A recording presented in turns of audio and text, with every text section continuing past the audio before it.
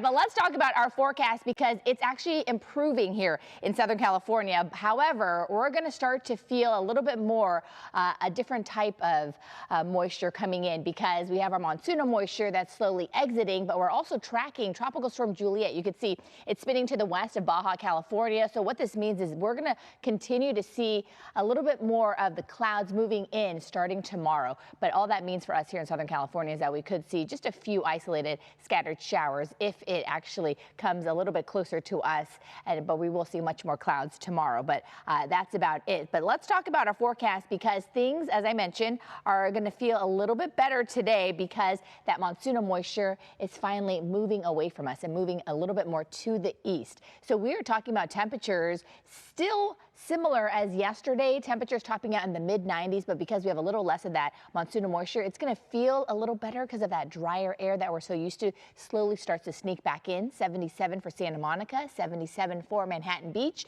and then we have those mid-80s for the Long Beach area, upper 80s for Whittier, and then here is a look at Orange County where we are still dealing with some really toasty temperatures, upper 80s for Mission Viejo, and then right along the coast we have those mid-70s for areas like San Clemente. And then for the Inland Empire, we're also looking at temperatures topping out again in the 90s. You can see we're talking about mid-90s for areas like Ontario, San Bernardino, and then also the Lake Elsinore area.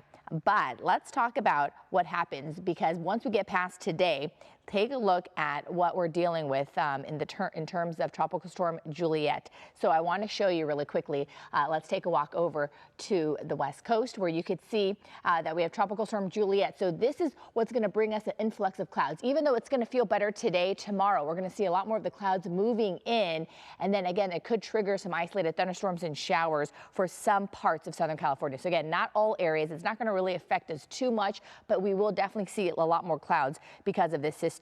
But we are definitely in store for much favorable conditions as we head into the next few days because we will see a little less of that monsoonal moisture. Even though we could see a little bit more clouds from remnants of Tropical Storm Juliette, we finally start to dry out and see much more sunshine starting Sunday as a slow warm-up begins just in time for that Labor Day weekend. So that is why things are going to take a turn and it's going to be a lot better. Today we have another school district headed back to the classroom, Claremont Unified, starting off nice and mild, and then you're going to see more of the toasty conditions once you pick up the students, once you pick up your kids after school. But with our live radar, what's happening is it's going to be a really nice first day of school for those students in Claremont because we have a little less humidity. You can see it really quiet here in Southern California, but there's a lot going on to the east of us because that high pressure system has moved away and it's taking a lot of that monsoonal moisture with it. So we actually don't have any flash flood outlooks here in Southern California for us in our region, but you can see it's all to the east of us because of where that high pressure system